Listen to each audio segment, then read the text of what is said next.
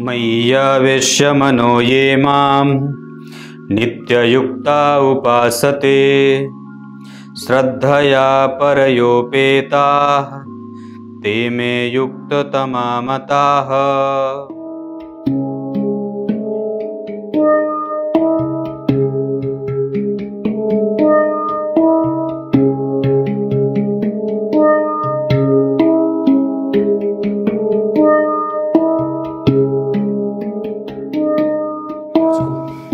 नमस्कार, एक बार फिर से उपस्थित हूं आप सबके सामने बुधवार के बाद गुरुवार के कार्यक्रम में। मैंने एक साथ कई सारी कड़ियां शुरू कर रखी हैं, जैसे हिंदू लग्न, फिर रत्न वाले कार्यक्रम, उसके बाद और भी एक दो हैं ही जो शुरू कर रखी हैं। शुरू करते हैं आज का कार्यक्रम। कहीं नहीं जाना है, बिल्कुल बन के रहिएगा। कार्यक्रम के आरंभ में बोले गए गीता जी के श्लोकार्थ भी बताने वाला हूँ। आज मैं ये जो कार्यक्रम अभी शूट कर रहा हूँ ये सोनी वाले कैमरे से कर रहा हूँ, और पहले जो आप लोग कार्यक्रम देखते थे वो कैनन वाले कैमरे से होता था। शुरू करते हैं, देखते हैं इसमें। अब जरूर बताइएगा क्वालिटी कैसी है और कैसा लग रहा है, साउंड वगैरह के बारे में भी अवश्य बताइएगा। शुरू करते हैं। यहाँ मैंने ये इंदु लग्न का 5वां कार्यक्रम है। इसके पहले आप अगर प्लेलिस्ट में जाकर के देखना चाहते हैं तो इंदु लग्न पे मैंने 4 कार्यक्रम बनाए हैं, जिसमें से ये जो चौथा कार्यक्रम है ये तीसरे ही कार्यक्रम का दूसरा भाग है। मतलब वही कार्यक्रम मैं फिर से रिपीट कर रहा हूं ताकि आपको अच्छे से समझा सकूं। सूर्य 30 कला के अधिपति होते हैं, चंद्रमा 16 कलाओं के मालिक, मंगल 6 कला के मालिक और बुध 8 कलाओं के मालिक होते हैं। गुरु के पास 10 कला है, शुक्र के पास 12 और शनि के पास 1 कला। इसे आप ग्रह के सुंदरता से भी जोड़ सकते हैं सामान्यतया, अगर आप उदाहरण स्वरूप समझना चाहते हैं या अपने दिमाग में ऐसी कोई बात रखना चाहते हैं तो। सिद्धियां जैसे होती है ना, अष्ट सिद्धि नवनिधि के दाता, तो हनुमान जी के पास, बजरंगबली के पास 8 सिद्धियां थी। कभी बड़ा हो जाना, कभी छोटा हो जाना, कभी अति स्वरूप जो है वो अति छोटे स्वरूप में अपने आप को उपस्थित कर देना, कहीं बहुत विशालकाय हो जाना, कहीं किसी के मन में घुस जाना, कभी किसी के शरीर पे अपना प्रभाव दिखा देना। ऐसे ये अष्ट सिद्धियां होती। तो उसी तरीके से इसे आप कलाओं का मालिक, मतलब उसके पास इतनी कला है। आपके पास कितनी कलाएं हैं? तो आप जो है वो सिर्फ संगीत लिख सकते हैं, किसी के पास संगीत लिखने की भी कला है, गाने की भी कला है, और वो उसमें गीत भी लिख सकता है, संगीत भी दे सकता है और गा भी सकता है। उसके साथ वो परफॉर्मेंस भी दे सकता है, उसके साथ वो नृत्य भी कर सकता है, उसके साथ साथ वो उसके चेहरे में अगर वो भाव अच्छा रहा तो वो कलाकारी भी अच्छा कर सकता है। उसके साथ साथ उसके पास इतनी क्षमता है कि वो अपने आप को डायरेक्ट भी कर सकता है कि मैं इस तरीके से करूँगा तो ये भाव भंगिमाएँ जो हैं वो बड़ी सुंदर हो जाएंगी। इसके साथ साथ वो उसके पास वो पैसा वाला है तो वो खुद का पैसा लगा भी सकता है। उसके साथ साथ वो जो है वो ये भी चाहता है कि मैं एक थिएटर का मालिक हो जाऊँ तो एक थिएटर भी खरीद लेता है। तो मतलब घर की माताएं जो होती हैं वो जैसे घर का सारा कारोबार भी जो है वो घर का सारा जो है वो कोना वो संभालती रहती है। घर के पिताजी जो होते हैं वो बाहर का कोना संभालते हैं और माताएं जो होती हैं वो पूरा कोना घर का संभालती हैं। तो वो उन्हें कह सकते हैं कि वो साक्षात घर की सूर्य रोशनी होती है, जिनके बिना घर बड़ा कमज़ोर और अधूरा सा लगता है और अंधियारा लगता है। पिता जो है वो बाहर की रोशनी से युक्त आपको बनाते हैं, जो आपको भी चमकाते हैं, खुद भी चमकते हैं, और माताएं घर को चमकाती हैं। और अगर एक भी रोशनी गायब हो जाती है तो व्यक्ति अंधा सा हो जाता है, काना हो जाता है। शुरू करते हैं। आपको बताऊं तो यहाँ पे इंदु लग्न कैसे बनेगा, कैसे मान लीजिए आपकी किसी भी लग्न की कुंडली बन रही हो अगर, तो आपको सबसे पहले ये देखना है कि लग्न से 9वें भाव के अधिपति कौन है। लग्न से 9वें भाव के अधिपति जो बन गए और चंद्रमा से 9वें भाव के अधिपति कौन बन गए। अब इनका योग अगर 12 से ज्यादा हो, मैंने तीसरे कार्यक्रम में यही बात बताई है, उसी को रिपीट कर रहा हूं ताकि आपको जो है वो समझने में आसानी हो जाए। तो अगर सूर्य से 9 घर आगे गिनते हैं, मतलब सूर्य नहीं लग्न से अगर 9 घर आगे गिनते हैं और कोई एक ऐसी संख्या प्राप्त होती है जो 16 है, मान के चलिए लग्न से 9 घर आगे आपकी कुंडली में चंद्रमा मालिक बन गए जो 16 कलाओं के अधिपति हैं, तो आपको यहां 16 लिख देना है। उसके बाद आपको अब चंद्रमा से 9 घर गिनना है कि चंद्रमा से 9 घर आगे कौन सी राशि बन रही है और उस राशि के अधिपति कितनी कलाओं के मालिक होते हैं। तो राशि के अधिपति मान लीजिए शनि बन गए और वो शनि जो है वो 1 बन गए, तो 16 और 1 17 हो गया। तो 16 और 1 को जोड़ दिया तो 17 हो गए।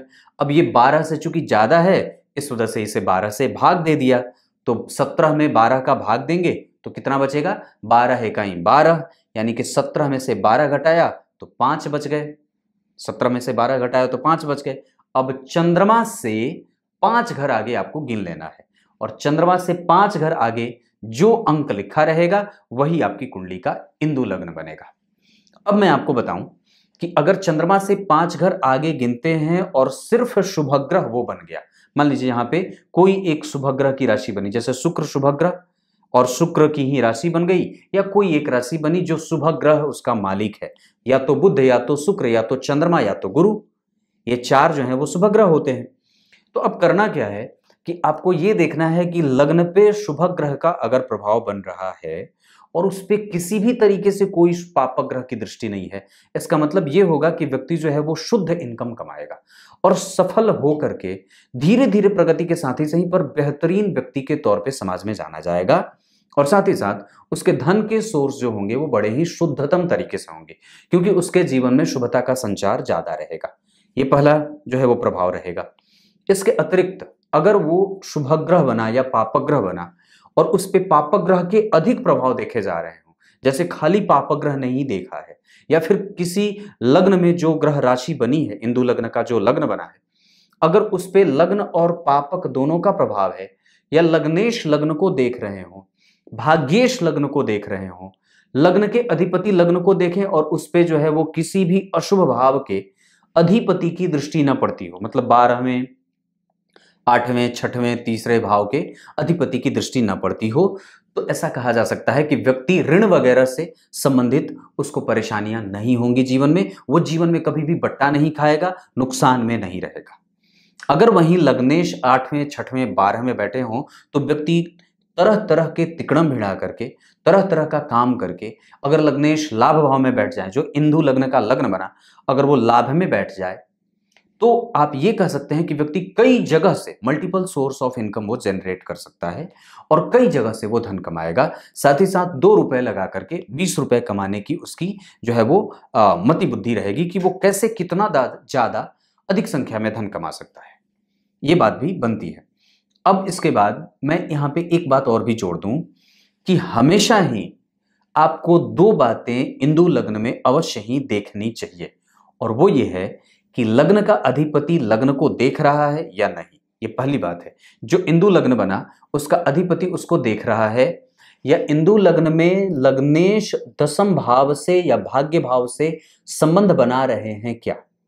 अगर इंदु लग्न का जो लग्नेश बनता है अगर वो 10म भाव से और भाग्य भाव से संबंध बना रहा होगा तो निसंदेह व्यक्ति की सामाजिक प्रतिष्ठा और उसके साथ साथ उसके जो खानदान की जो परंपरा है उसको पालित करने वाली होती है, और निस्संदेह वो बड़ा ही उत्कृष्ट धनवान व्यक्ति बनता है।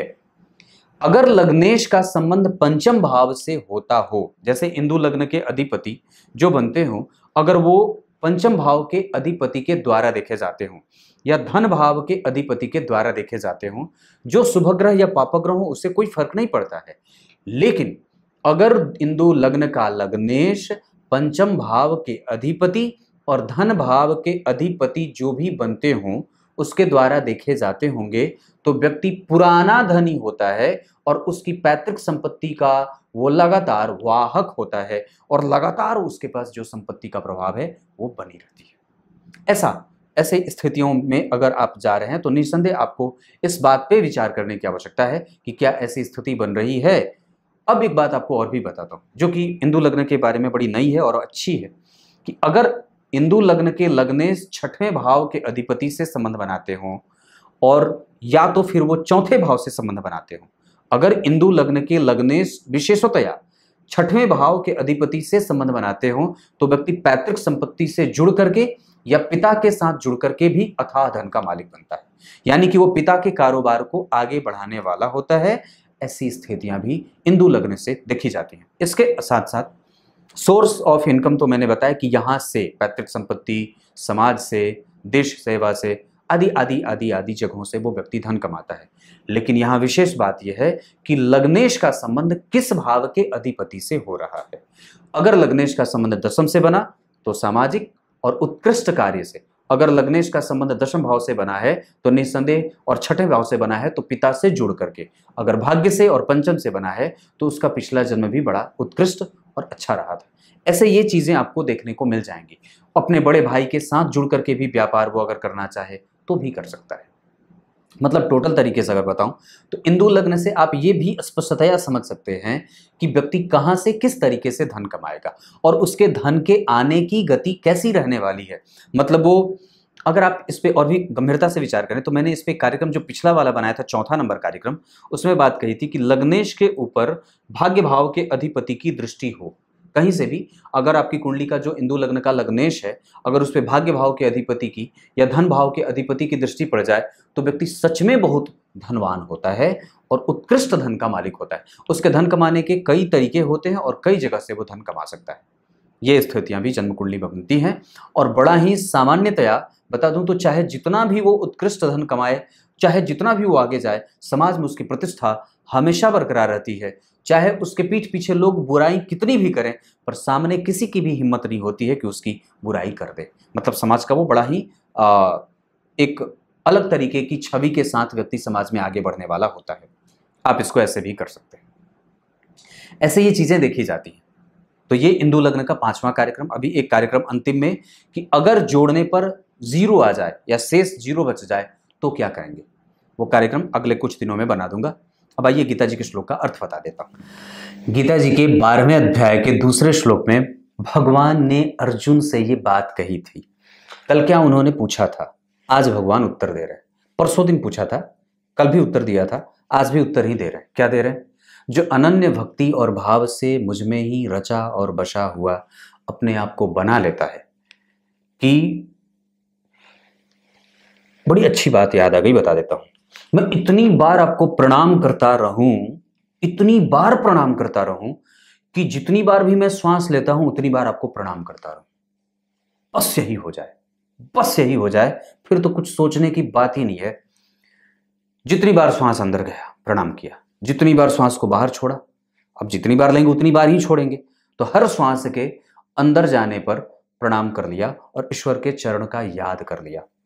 ये जो आप इसको आप अपनी आदत से जोड़ लेते हैं, जब आप उसमें एकदम बिल्कुल ही कनेक्ट हो जाते हैं तो आप क्या करेंगे कि वस्तुतः आप और मन लगा करके प्रणाम करेंगे। और जैसे ही आपका मन उस प्रणाम में जैसे जैसे जैसे जैसे मजबूती से घनिष्ठ होके जुड़ता जाएगा तब आप मोक्ष की गति को प्राप्त कर लेंगे। याद रखिए, जीवन की सबसे अच्छी जो उच्चतम अवस्था है वो क्या है? इस जन्म का तो जो सोच रहा है, चलो सोच ही रहा है कि घर बना दूं, बंगला बना दूं, ये कर दूं, वो कर दूं, पर यहाँ के बाद वो वहाँ के बारे में भी जो सोच ले ना, वो सर्वश्रेष्ठ होता है। उसे चालाक कहते हैं। चालाक का मतलब ये नहीं कि उसके पॉकेट का उठा करके अपने जेब में धर लिया और बेवकूफ़ बना दिया ना।